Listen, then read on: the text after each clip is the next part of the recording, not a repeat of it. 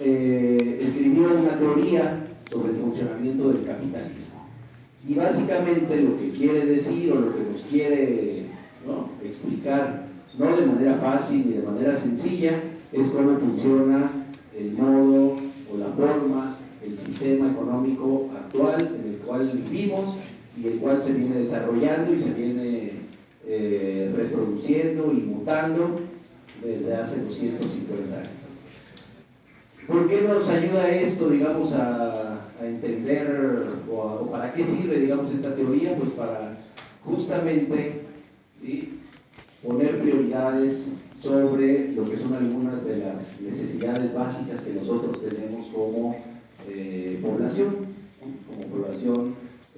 como sociedad, y cuáles son esas necesidades básicas que requerimos para poder, repito, tener una vida asequible, amable y bajo ciertos parámetros, digamos, de reproducción, de educación, de alimentación, de vivienda, de calzado, de transporte, de cultura, etcétera, etcétera.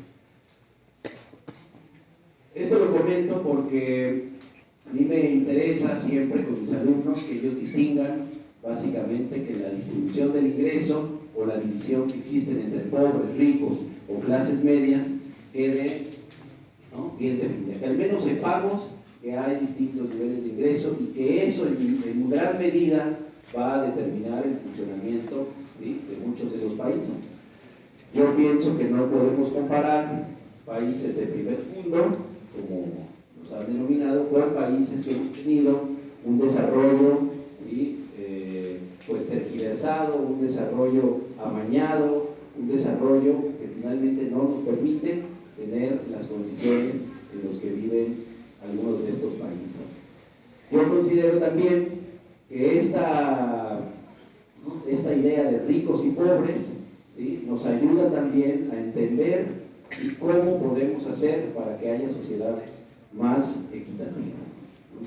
En los años 50, bueno, desde los años 20 o desde el siglo XIX, ¿sí?, la idea era, pues, el socialismo, ¿sí? Ahora esta idea se ve un poco lejana, se ve complicada, pero en esencia queremos que haya sociedades más equitativas, es decir, que tengamos acceso, ¿sí?, de igual manera a ciertos satisfactores lo más parejo posible, ¿no? Esto no se puede lograr, o al menos así lo pensamos algunas corrientes dentro de la economía, si no es mediante vamos a decirlo así, ¿sí?, un agente y un actor importante que en términos teóricos pues lo vamos a denominar, o se denomina el Estado. ¿Qué es el Estado? Pues es el gobierno, ¿sí? Y el gobierno, ¿sí?, históricamente ha jugado un papel para jugar a favor de los ricos o a favor de los pobres.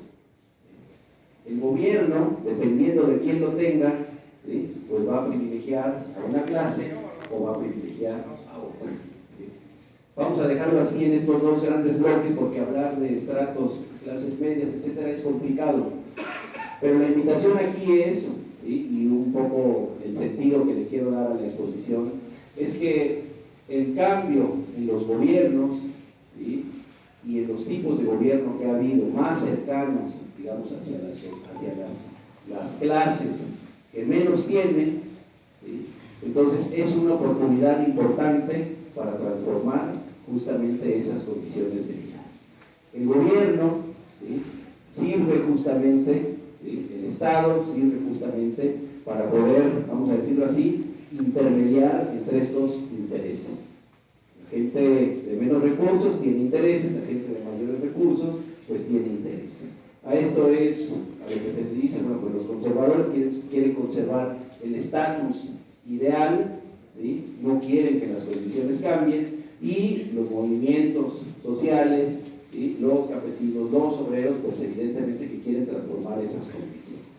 Entonces, la idea, y lo quiero poner en el centro, es justamente cómo aprovechamos, ¿sí?, esta oportunidad, ¿sí?, que se dio en el 2018 para poder mejorar algunas condiciones de los que menos tienen. Un dato nada más que les voy a poner es el tema del salario mínimo. ¿Alguien sabe qué es el salario mínimo? Pues es una cantidad mínima que nos tienen que pagar para que nos alcance y poder comer, calzar, etcétera, etcétera. ¿Alguien de ustedes sabe cuánto está el salario mínimo ahorita? 200, vamos a ponerlo en 240. Hace 6 años el salario mínimo estaba en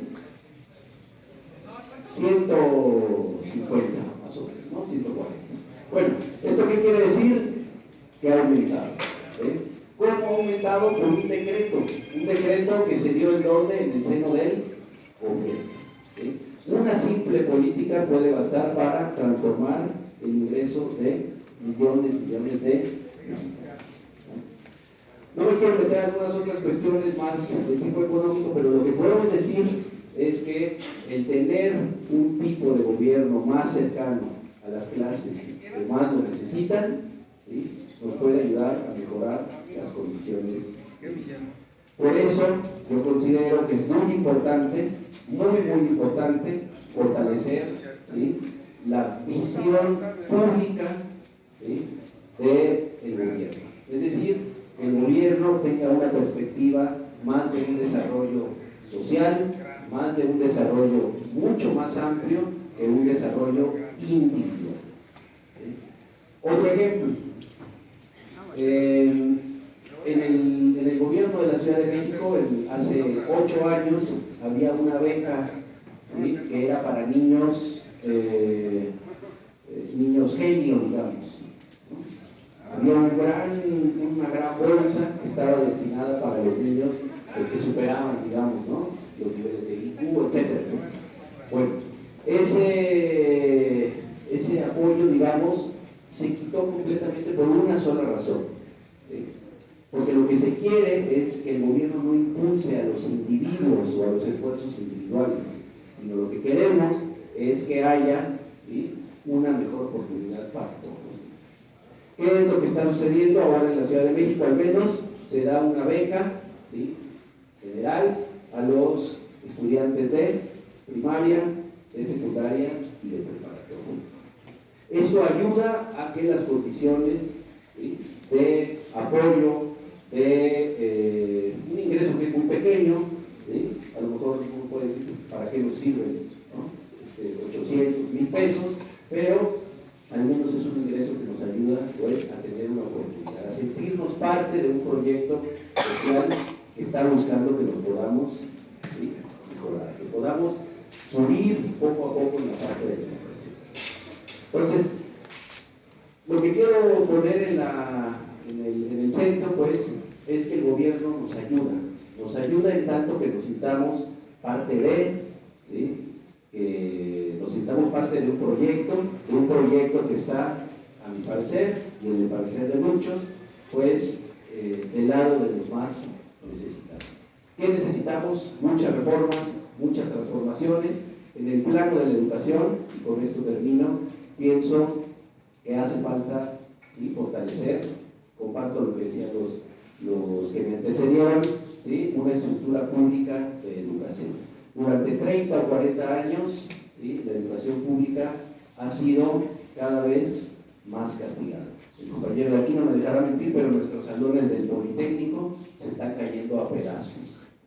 Los salones del Politécnico están cada vez más descuidados, los salones de la UNAM cada vez tienen menos presupuesto, ¿sí?, y eso que son 2 de las universidades nacionales, digamos, más importantes.